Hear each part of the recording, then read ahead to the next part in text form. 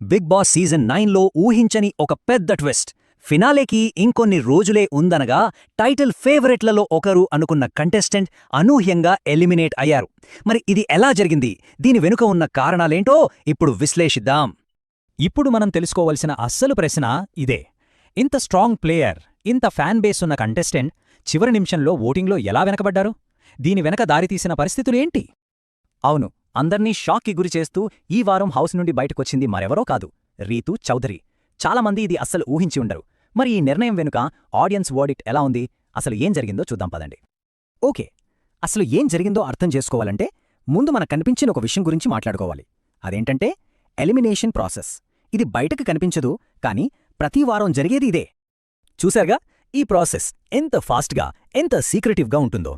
Contestant బయటకొచ్చిన వెంటనే వాళ్ల ముఖానికి ముసుగు వేసేస్తారు, స్ట్రైట్గా ఒక చిన్న రూమ్కి.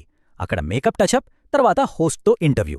అవన్నీ అయిపోయాక మళ్లీ ముసుగు వేసి డైరెక్ట్గా ఒక 5 స్టార్ హోటల్కి. ఎపిసోడ్ ప్రసారం అయ్యే వరకు వాళ్లకు బయటి ప్రపంచంతో ఎలాంటి సంబంధం ఉండదు. ప్రతి ఒక్కరికి ఇదే రూల్.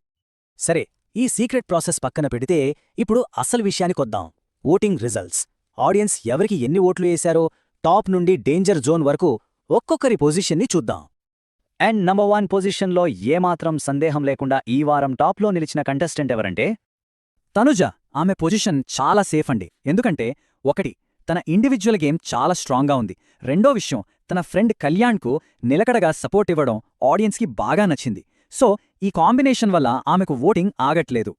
ఇక సెకండ్ ప్లేస్లో ఫస్ట్ వీక్ నుంచి కన్సిస్టెంట్గా ఓట్లు సంపాదించుకుంటున్న కంటెస్టెంట్ డీమ్యాన్ పవన్. ఇతనికి ఒక సాలిడ్ ఓటింగ్ బేస్ ఉంది, మరియు చాలా తక్కువ నెగటివ్స్ ఉన్న ప్లేయర్ అనిపించుకున్నాడు. రీతూకి సపోర్ట్ చేయడం వల్ల నెగటివ్ అవుతుందని తెలిసినా వెనక్కి తగ్గలేదు. ఆ లాయల్టీనే తన సపోర్టర్స్కి బాగా నచ్చింది. దానికి తోడు ఆ ఫిజికల్ టాస్క్లో ఫెయిల్ అయ్యాక కొంచెం సింపతి కూడా వచ్చింది.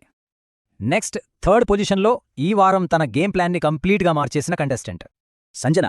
ఈ వారం తన గేమ్ చాలా క్లవర్గా ఆడింది.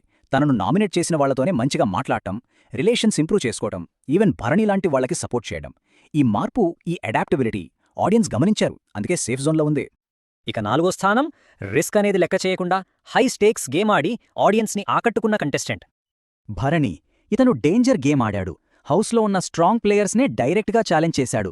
ఇది చాలా రిస్కీ స్ట్రాటజీ, కానీ తన బోల్డ్నెస్ ఆడియన్స్కి ఎక్కేసింది.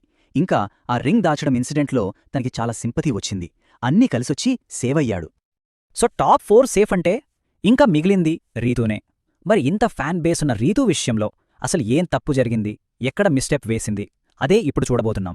ఈ పరిస్థితిని కరెక్ట్గా చెప్పాలంటే ఈ ఒక్క మాట చాలు: స్వయం కృతాపరాధం. అంటే ఎవరో చేసింది కాదు, తనకి తానే చేసుకున్న తప్పు. బేసిక్గా 4 మేజర్ మిస్టేక్స్ జరిగాయి. Number 1, strategic mistakes. గ్రూప్లో కలిసిపోయి ఆడటం వల్ల తన ఇండివిజువల్ గేమ్ బయటకు రాలేదు. నంబర్ 2, అనర్హమైన విజయం. టాస్క్లో గెలిచినా అది ప్రత్యర్థులు ఓడిపోవడం వల్లొచ్చిందని టాక్ వచ్చింది. నంబర్ 3, క్రీడాస్ఫూర్తి లేని ప్రవర్తన. భరణితో టాస్క్లో ఆ రింగ్ దాచడం చాలా నెగిటివ్ అయింది. Number 4, and most importantly, emotional fatigue. అతిగా ఏడవడం, అది నిజమో కాదో అనే డౌట్ ఆడియన్స్లో వచ్చేసరికి సింపతి పోయి ఇరిటేషన్ స్టార్ట్ అయింది. ఈ 4 కలిసి రీతూ ఓటింగ్ని దెబ్బతీశాయి. చూసారా, ఒక్క ఎలిమినేషన్, జస్ట్ ఒక్క ఎలిమినేషన్ గేమ్ని ఎంత మార్చేసిందో. ఇది ఒక కంప్లీట్ రీసెట్. రీతూ ఎలిమినేట్ అవ్వక ముందు పరిస్థితి వేరు. ఆమె టాప్ 5 కంటెండర్. కానీ ఇప్పుడు చూడండి, డీమాన్ టాప్ 5కి 100% లాక్ అయిపోయాడు. భరణి ఛాన్సెస్ 75% ఉంటే ఇప్పుడు 95%కి పెరిగిపోయాయి. అప్పటి వరకు స్టేబుల్గా ఉన్న గేమ్ డైనమిక్స్ ఇప్పుడు కంప్లీట్గా ఓపెన్ అయిపోయాయి. ఇప్పుడు అసలు పాయింట్ ఏంటంటే, రీతూ ఓటర్ బేస్ అంతా డైరెక్ట్గా తన క్లోజ్ ఫ్రెండ్ అయిన డీమాన్ పవన్కి షిఫ్ట్ అవుతుంది. ఇది పవన్ని గేమ్లో చాలా పవర్ఫుల్గా మార్చేస్తుంది. సో గేమ్ బోర్డ్ అంతా మారిపోయింది. రీతూ ఎలిమినేషన్తో కొత్త లెక్కలు మొదలయ్యాయి.